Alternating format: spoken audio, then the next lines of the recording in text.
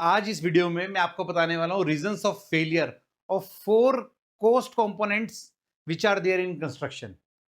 हाय, मेरा नाम है Abhinav Bhardwaj and I am the chair of proud to build construction community. In proud to build construction community we help stakeholders like architect, corporate managers, business owners. We enable them so that they can build the buildings beautifully. और ऐसी exercise में मुझे corporate manager ने आके बोला कि अभिनव, do you know, जो आपने 4 कंपोनेंट बताए, labour, material, plant and machinery, overheads, इन चारों के ऊपर में I discuss with the contractors and I negotiate them. I try to squeeze on their prices on all these 4 factors.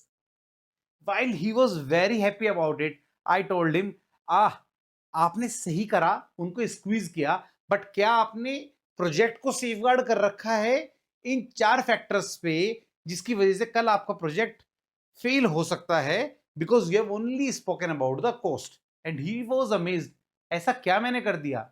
I showed him all these 4 reasons जिसकी वजह से उनके project में फेलियर हो सकता है on part of cost. Let's see how.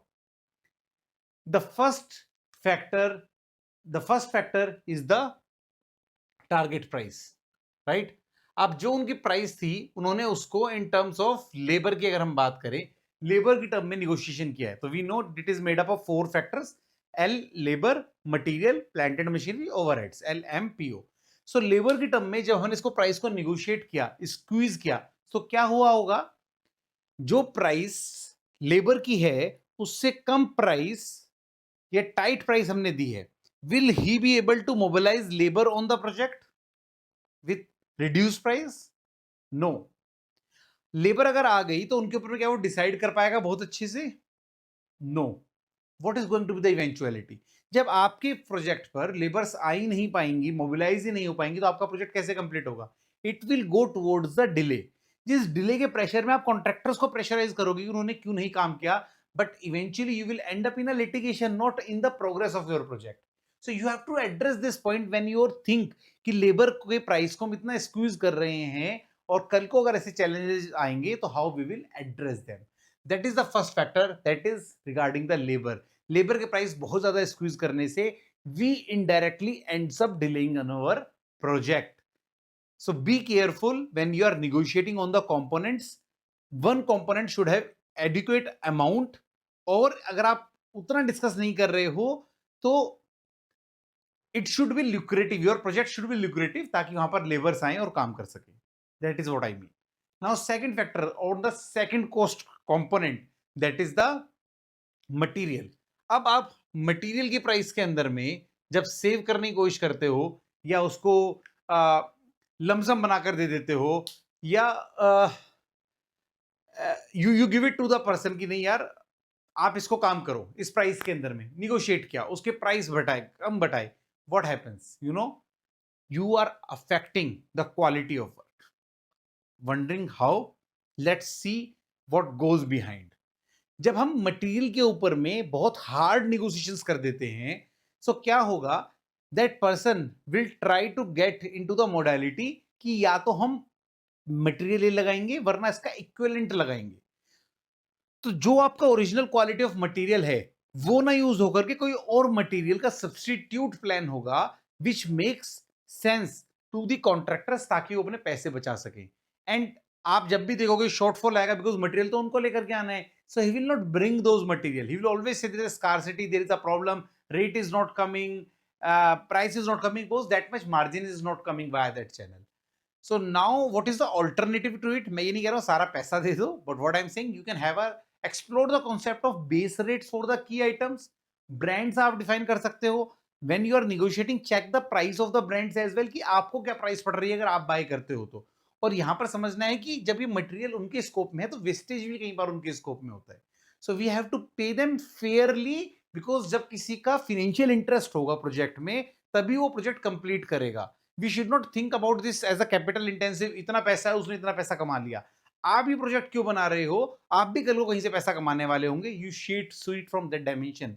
कल को आप इस घर को एंजॉय करने वाले हो, जो आप अमाउंट का एंजॉयमेंट लेने वाले हो, you are paying the price for that. Do not get into the cheap tactics. अगर आप मटेरियल पे स्क्वीज कर रहे हो, मेक श्योर कि आपने कैसे अपने आप को सेफगार्ड कर रखा है और उसको क्रॉस चेक करके निगोशिएट करें, एक्सेस निगोशिएशन ना करें, ताकि कल को आप लिटिगेशन में या प्रॉब्लम में या घटिया सम्मान यूज हो आपकी बिल्डिंग में, ऐसे सिचुएशन में ना पहुंच जाए। Now third factor is the plant and machinery. अब आप सोच रहे होंगे कि प्लांट एंड मशीनरी की वजह से कैसे हमारे प्रोजेक्ट पर इंपैक्ट आ सकता है। So in this scenario you will have the failure at contractors part because of the cash flow reason. How? Let's learn. जब हमने कोई भी आइटम उठाया उसके अंदर में था कि लेबर लाएंगे, मटेरियल लाएंगे, प्लांट एंड मशीनरी लाएंगे। Now contractor has to make a choice कि या तो प्लांट एंड मशीनरी हायर पर लेकर आए किसी से जिसकी मशीनरी है वहां से, या वो उस मशीनरी को प्रोक्योर करे। And if the contractor sees कि मैं इसको प्रोक्योर कर लेता हूँ और मेरे 2-3 प्रोजेक्ट्स पे उसकी कॉस्टिंग निकल जाएगी, and he starts thinking onto that, he makes a capital investment on buying that machineries, कई बार लोन लेकर के और कुछ आपके प्रोजेक्ट का कैपिटल लगा करके। अब जब ऐसी सिचुएशन में कॉन्ट्रैक्टर पहुंच जाता है और आपके प्रोजेक्ट में जो फंडिंग चाहिए वो फंडिंग अवेलेबल नहीं होती, तो काम नहीं होता, और जब काम नहीं होता तो प्रोजेक्ट रुक जाता है। रुक जाता है तो आप पे नहीं करते, आप पे नहीं करते, वो ईएमआई पे नहीं करता है, ईएमआई पे नहीं कर रहा होता है वहां, मतलब आप पे नहीं करते, ईएमआई नहीं पे करता है, उसको फंडिंग नहीं मिलती है। then again that cycle starts accumulating, progress नहीं होती, ये नहीं होती, and that creates lot of trouble and generates the cash flows issues. अब ये decision आपके हाथ में नहीं है, but yes you can make sure कि if he is buying any machineries or something, your project is not getting disturbed. You can look through that decision if he is making any investment into that direction कि आपके project के funds वहां divert ना हो रहे हो, because आपने machinery खरीदने के पैसे नहीं दिए हैं, आपने उस मशीनरी के हायरिंग रेंटल का जो कंपोनेंट आएगा आपके प्रोजेक्ट पे उसके पैसे दिए हैं।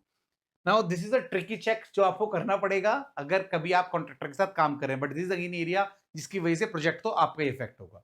Now let's talk about the fourth cost factor जो हमें इंपैक्ट कर रहा होता है, and why the third factor comes into the picture. जब हम लोग प्लांट एंड मशीनरी की प्राइसेस अगर बहुत ज्यादा दे देंगे तो भी वो बाय करने की कोशिश करेगा, और अगर आप बहुत कम दोगे then also he will try to make it workable कि हायर से ना लेकर के मैं खुद कर लूं। So make sure you are checking the hire prices of the items and then you are giving the contract. Now last is the engineers, that is the overheads. अब ये बहुत इंटरेस्टिंग होता है कि when we do not pay them educate overheads, what they end up doing, they end up creating a culture जहां पर वो लोग आगे इंजीनियर्स को भी सैलरी पे नहीं करते हैं, टाइम से पे नहीं करते हैं, और क्या होता है, डिमोटिवेटेड टीम आपके प्रोजेक्ट पे कंस्ट्रक्शन करवा रही होती है डेली बेसिस पर, और क्या बनकर आता है, Taj Mahal. yes, you found really bad work on the project because demotivated team काम कर रही होती है, those who are not paid rightly. So what you are supposed to make sure, जो engineers हैं आपके यहाँ पर laborers हैं, they are motivated, they are well paid, because then only the work on the project is happening. If there is any problem you have to see how it can be resolved, right? अब यहाँ पर जो engineers हैं वो काम तो करेंगे, तो आपको देखना क्या है, जब आप काम देते हैं तो क्या इंजीनियर इंडस्ट्री का टैलेंट है, अपना ट्रेंड है, उनको टाइमली पे भी हो रहा है, अब उनके अंदर में टैलेंट कितना है, जो इनहेरेंट टैलेंट है वो तो है, बट एज अ कॉन्ट्रैक्टर क्या प्रोसेस है, क्या ट्रेनिंग के सिस्टम्स हैं और क्या इकोसिस्टम है जिससे कॉन्ट्रैक्टर काम करता है। अगर कोई भी इकोसिस्टम नहीं है और इंजीनियर्स खुद आकर के काम करेंगे तो उन्हें बहुत ज्यादा काम करना पड़ेगा, बहुत ज्यादा डिपेंडेंसी हो जाएगी on the performance of that individual. So you have to check the systems, और अगर इस ओवरहेड के लिए आपको कुछ प्रीमियम भी पे करना पड़े, you should pay premium, get it checked कि केवल इंजीनियर ड्रिवन नहीं होना चाहिए, सिस्टम ड्रिवन अप्रोच भी होनी चाहिए for the contractors. And these are the labor, material, plant and machinery and the overheads, which are the four component of the cost. And I have told you the four hidden reasons जिसकी वजह से इन parameters पर contractors आपके project को fail कर जाते हैं। I hope you got lot of takeaways from this session, and I also conduct a live on demand webinar for proud to build community members जो interested होते हैं, which you can explore absolutely at your comfort. Link should be there. Explore it and share this video with the people who are doing the construction, and and in a verge of negotiation in the projects, be it a contractor or be it a business owner or the corporate manager जो एक काम कर रहे हैं. And see you there in my next video. Thank you for watching it.